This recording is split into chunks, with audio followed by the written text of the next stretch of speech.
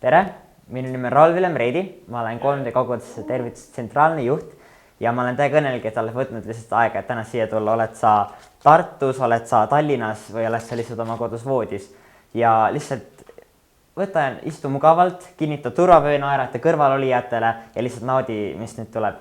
Ja kui sa oled siin esimest korda, siis lihtsalt tea, et kui inimesed sinuga rääkima tulevad, siis ära karda. Nad tõesti on rõõmsad, et sa siin oled.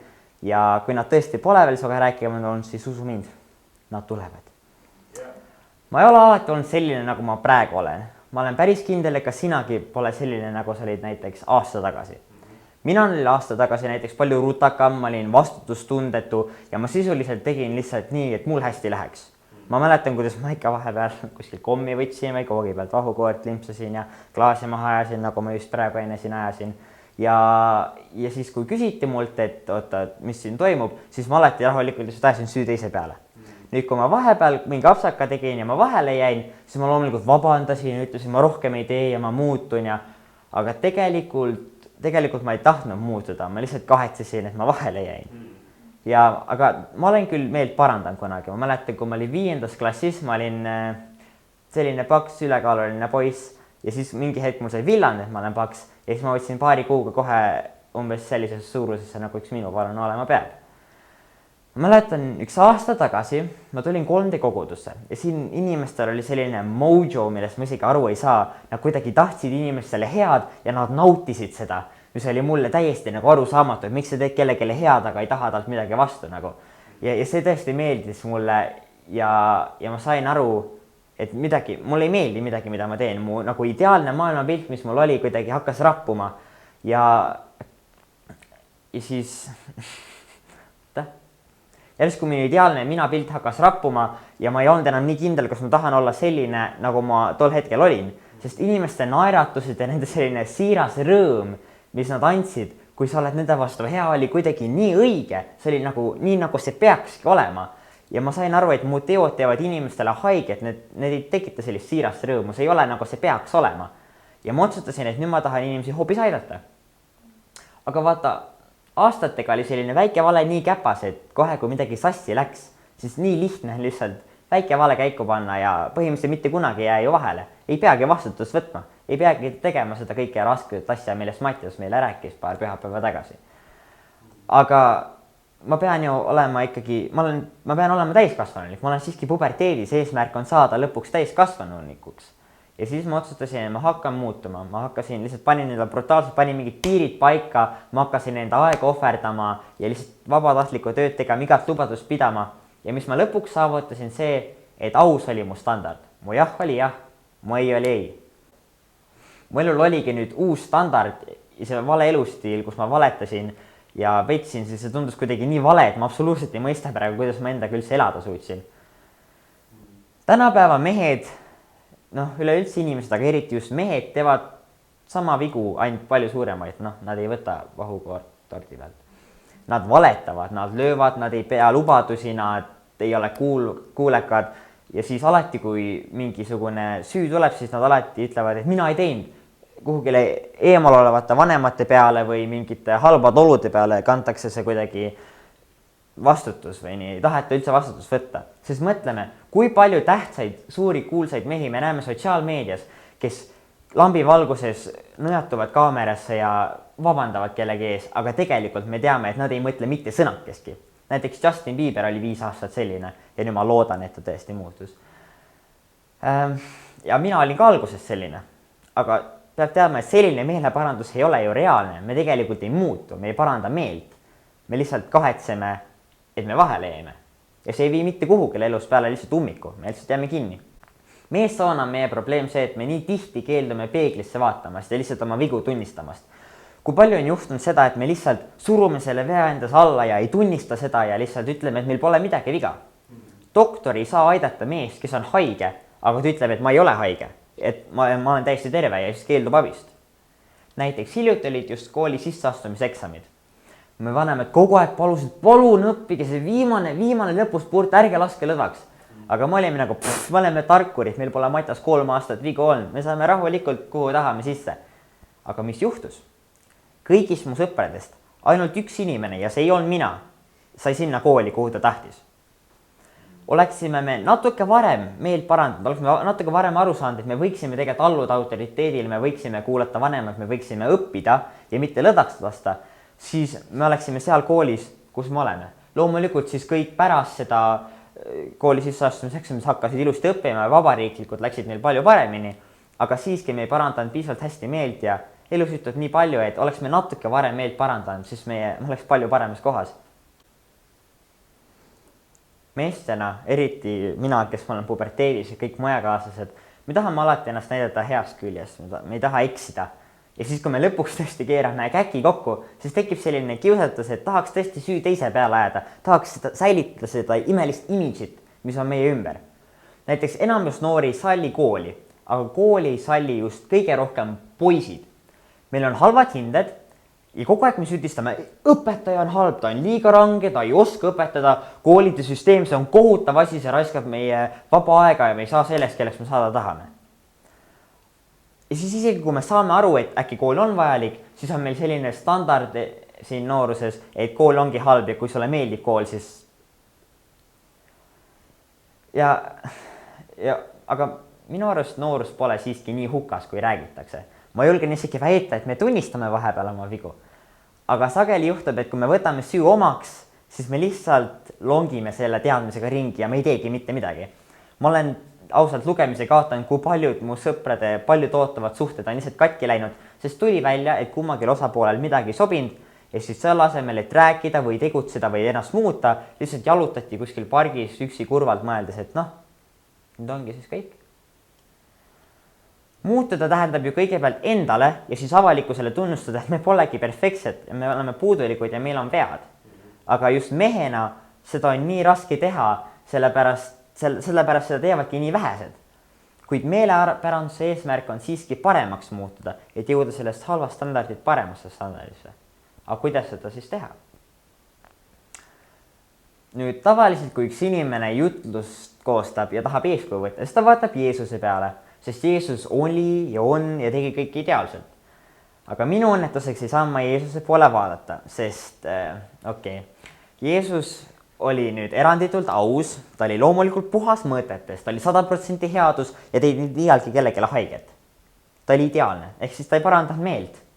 Aga minu õnneks on maailma ajaloos veel üks mehike, kes elas väga hästi, aga kes oli nagu iga teine inimene, ehk ta tegi vigu. Aga tema vahe on see, tema oli piisavalt julge, et parandada meelt. See mees oli kuningas Taavet. Et ta tegi vigu ja millist vigu ta veel tegi, nagu ma kohe teile räägin, aga siiski vaatame ta elulugu, vaatame, kuidas tema parandas meelt ja kuidas tema muutus.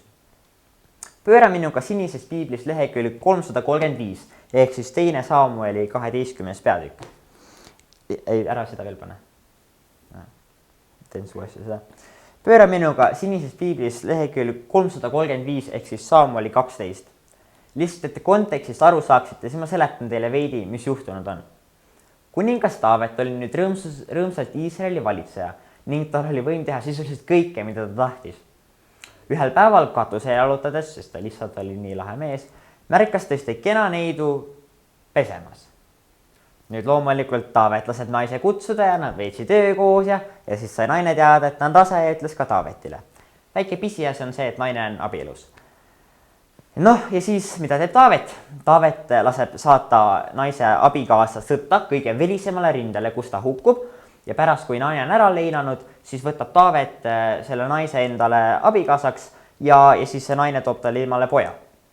Nüüd, see ei meeldinud kohe üldse Jumalale. Ma arvan, et see ei meeldiks ühegil inimesele ka. Aga nüüd tulles selle loo juurde, peatükk 12, siis see räägib sellest, kuidas Jumal saadab prohvet Naatani Taavetit manitsema. Nüüd, prohvet on keegi, kes kuuleb Jumalat. Prohvet oli antud aja mõistes enam-vähem võrdne nagu tänapäeva Albert Einsteiniga. Kui ta elaks tänapäeva, siis kõik usuks sa juttu 100%, keegi kahtles temaks kordagi.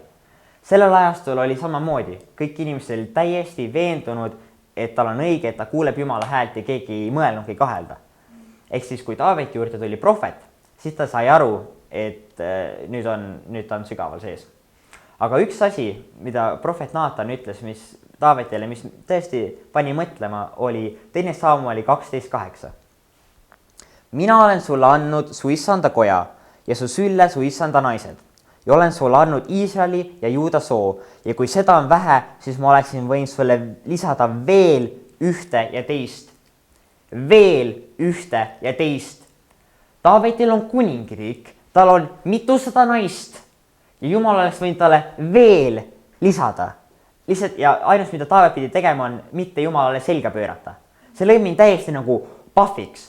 Aga tegelikult, kui me mõtleme järele, siis nii see on, sest Jumalalt tuleb kõik hea.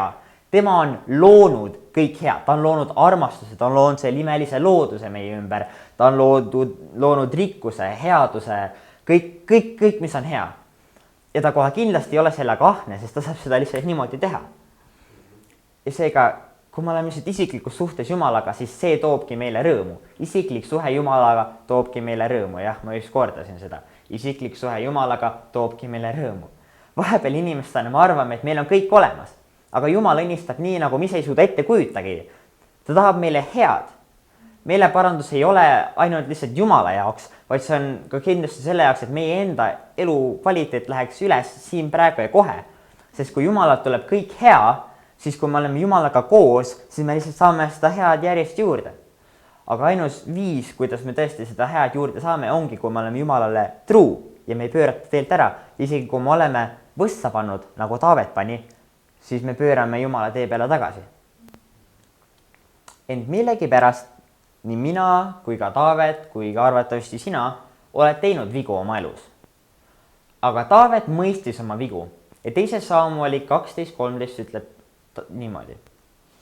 Siis ütles Taavet Naatanile, mina olen patu teinud issanda vastu. Okei, nii. Taavet mõistis, ma olen patune, ta tunnistas üles Jumalale enda patu, ta ütles, ma tahan, et sa andestaksid mulle. Aga siis tuli pomm. Teine pool sellest.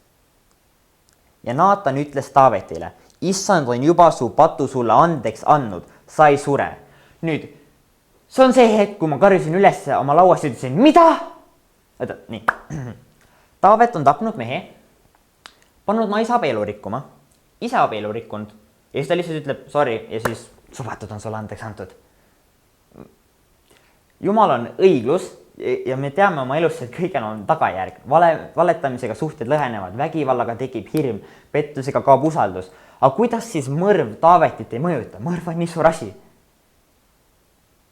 Aga siis ma lugesin edasi ja rahunesin maha. Taavet oli võtnud kellegi pojalt elu ja selle tagajärjena suri ka tema enda just sündinud poeg. Taavetil oli küll paarsada naist ja poegi rohkem kui rikkal on autosi, aga sellest pojast ta hoolis siiski mingil määral rohkem. Taaveti poeg jäi nimelt väga haigeks ja 6 päeva Taavet otsis Jumalast. Ta andis enda juust kõik, ta keeldus söömas, ta magas põrandal, palvetas, ta nuttis siis kõik need 6 päeva. Te võite kodus lugeda psalmid 51 ja seal on lihtsalt näha, kui väga leinast oli. See polnud kerge kurbus. Aga 7. päeval Taaveti poeg suri ja ta sulased kartsid talle isegi öelda, et ta poeg on surnud. Aga Taavet sai lõpuks teada ja siis mida teeb Taavet? Ta tõuseb püsti, ta vahetab riided ära, ta läheb ülistab Jumalat ja siis ta läheb sööb normaalselt. Te võite vaid ette kujutada nende sulaste segaduses nägusid. Ja siis nad küsisid Taavetilt, et oota, mis toimub? Ja see vastus oli tõesti lõi mind täiesti pahviks. 2. Samueli 12, 22-23 ütleb. Ja ta vastas, kui laps alles elas, siis ma paastusin ja nutsin, sest ma mõtlesin, äkki vahest annab issand mulle armu ja laps jääb elama. Need sisuliselt ta lootis, et äkki ma omast jõust saan enda vead parandada. Nii palju me mõtleme ka omast elust, äkki ma saan selle suhte veel kordada, äkki ma saan oma 2 perioodi lõpuks ära parandada. Aga nüüd on ta surnud, mis pärast ma peaksin siis paastuma? Kas ma suudan teda veel tagasi tuua? Mina lähen küll tema juurde, aga tema ei tule tagasi minu juurde. Taavet ei tahtnud mitte iialgi seda sama viga korrata, ta ei tahtnud uuesti minna sellest kohutavast leinast läbi ja ta otsustas, et ta läheb Jumala juurde ja ta ei taha enam uuesti minna sellest läbi ja ta parandas meelt. Nüüd meie elus tuleb ette vigu täpselt samamoodi nagu Taavetil, mida ei olegi võimalik parandada. Ma anname endast kõik, aga lihtsalt ükskõik mida me teeme, ükskõik kui hästi me arvame, me lähme, siis kõik kukub kuidagi kokku. Aga Jumal armastab meid ja ta tahab meile parimat. Ja sellepärast ta saatiski meile Jeesuse, ta tahab meiega olla isikliku suhtes, ta tahab meiega olla koos, ta tahab, et ta saaks meid õnnistada kogu aeg ja me saaks kogu aeg olla temaga, sest ta tahab siiski inimesele head. Sest meile ilmselgelt ei piisa endist, me ei suuda oma vigu parandada. Aga nüüd Jeesus, nüüd kujutage seda ette, sulle silmad, las ma lihtsalt maalin sulle pildi. Sa oled Jumala poeg, sa oled kõige kõrgem olevus sisuliselt, nagu teine kõige kõrgem olevus universumis. Sa saad teha sõna kõige otsemas mõttes ükskõik mida. Ja siis mingil põhjusel see Jumala poeg armastab meid inimesi, kes me lihtsalt kuidagi ei saa mitte millegagi hakkama. Siis ta landab ennast nii palju, et ta tuleb teisest kõige kõrgemast kohast universumis, tuleb kõige siia inimeste juurde madalale, elab ideaalset elu, teeb imetegusi, ta õpetab inimesi, ta aitab inimesi ja siis ta laseb ennast meie ees hukata. Ja nagu ta oleks sõna otseses mõttes, ta oleks võinud ühe lause öelda ja ta oleks rahulikult saanud kõndida, ta oleks saanud ellu jääda, ta oleks enam-vähem maailma saanud üle võtta oma armastusega ja lihtsalt kuningas olnud. Aga mingil põhjusel ta otsustas meie ees surra, et meie patud kinni katta. Ja see ongi see rõõm, et meil on inimestena vaba tahe ja iga kell, kui me tahame, me saame lihtsalt pöörata Jumala tee poolde ja läbi Jeesuse lihtsalt saada andestatud Jumala poolt ja lihtsalt võttagi see headus, mis tal on vastu ja lihtsalt parandadagi meelt, teades, et meile on andestatud.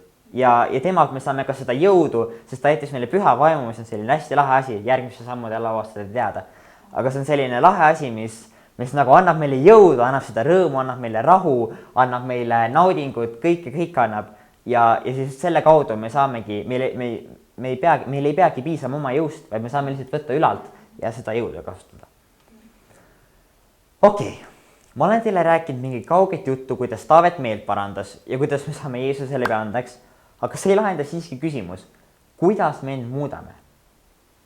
Kui ma avastan järsku, et oi, mul on mingi asi, mis mulle ei meeldi, ma olen märg, siis see pole Jumalale meelepärane, Jumalale meeldib, et ma olen märg ja tahab ma hea välja näeks, siis mida ma peaksin tegema?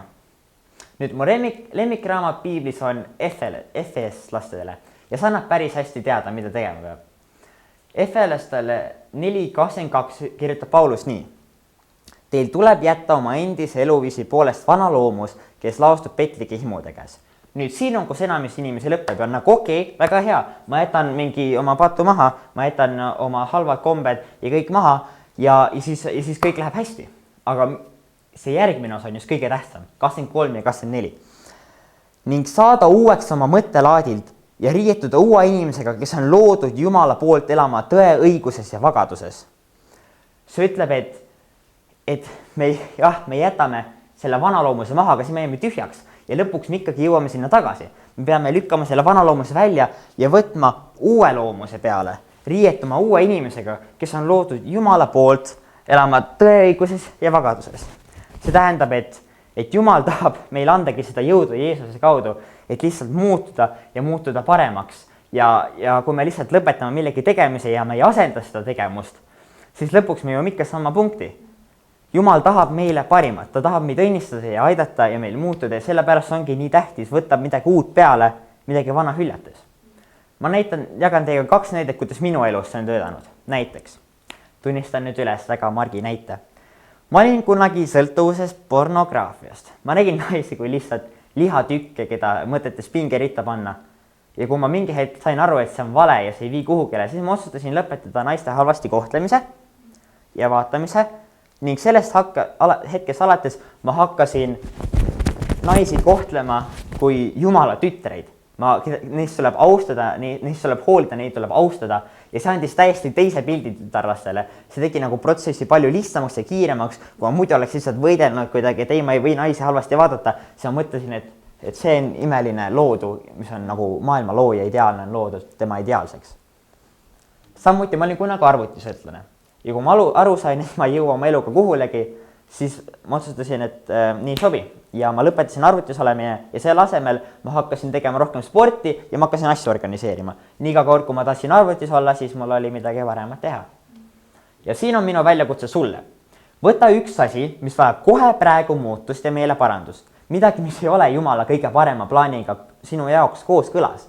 on see kellegagi mitte läbisaamine, on see liig, lebotamine, sõltuvus või mõni muu pisem või suurem asi, siis lihtsalt tee valik ja jäta see maha ja asenda see lihtsalt terve tänane, homne ja ülehomne, ainult need 3 päeva, lihtsalt asenda see. Ja et lihtsalt tee midagi, mis on Jumala plaaniga kohane ja kui sa ei tea, mis on, siis äkki on sinu väljakutse minna järgmise sammude lauda ja rääkida sellest. Äkki on sinu väljakutse siis lugeda piiblit, aga lihtsalt tee midagi muud selle asemel, veeta tõeliste sõpradega aega, loe raamatut, uju. Meeleparandus pole mingi ületamatu tõke, mida inimene teeb kord eluaja jooksul. See on igapäevane väljakutse. See aitab meil saada rohkem selliseks, kelleks Jumal meid loonud on ja Jumal tahab meile kõige paremat. Ta tahabki meile seda roosamanna headust. Näiteks kuningas Taavet tunnistas oma vigu ja talle andestati. Nii, ta jättis oma vana loomuse maha ja riitus uue inimesega ja see jäi kestma. Näiteks kuningate raamatu koha alguses 1.–3.–4. peatükk räägib nii.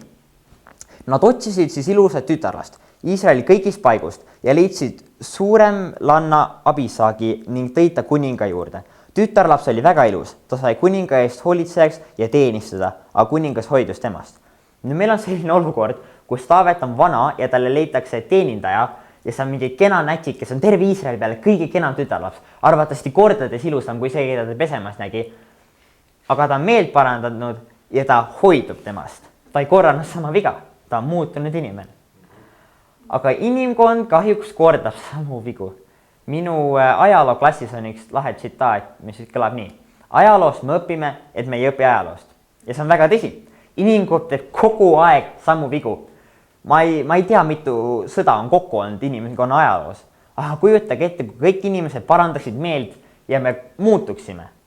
Kui narkodiilerid läheksid ja vabandaksid nende ees, kelle elusid nad on ära rikkunud ja aitaksid neil uuesti ehitada. Kui abikaasad vaataksid enda peale ja muutuksid vastavalt vajadusele. Mõelge, kui palju meil oleks tõelisi sõpru, kui vähe meil oleks sõdu ja kui meil oleks ämbritega täitunud tunnistusi. Meil oleks pettumust lähedastes ja iga uus probleem, mis elu meil ette söödab, me lihtsalt kohaneme ja me ei tee seda probleemi uuesti. Kui te täna siit koju lähete või sõpradega sööma lähete või siis arvutivaatajana kuhugile muu tegevuse peale lähete, siis põhjus, miks ma siin täna karjusin ja ennast veega üle kallasin, on lihtsalt see, et te teaksite. Isikliku suhtega Jumalaga kaasneb meile parandus. Oled sa kristlane või mitte, me kõik tahame seda head, mis Jumalal pakkuda on. Me kui tettegi seda head, mis tal pakkuda on, me tahame seda. Ja kas sa tunned Jeesust või mitte, siis meil on kõigil kuhugil areneda. Võtke endale paar päeva aega ja lihtsalt jälgige endeid ja kuulake Jumalat. Kuulake, kus teil on meelt parandada või rääkige järgmiste sammude inimestega. Lihtsalt jätke see vana harjumus maha ja asendage see millegi uuega. Ja jah, ma just kordasin seda väljakutset, sest see on lihtsalt nii tähtis ja see on kõige arengu alus. Kui me tahame seda julgemaks või me tahame vähem kadetust tunda või kõiki neid asju teha, mida te olete eelnevatel pühapäevadel kuulnud, siis lihtsalt kõige selle algus on meeleparandus, et me kusagilt alustaksime. Nüüd ma annaksin lihtsalt sõna campus pastorile ja tänan teid publik, et te andsite mulle tähelepanu.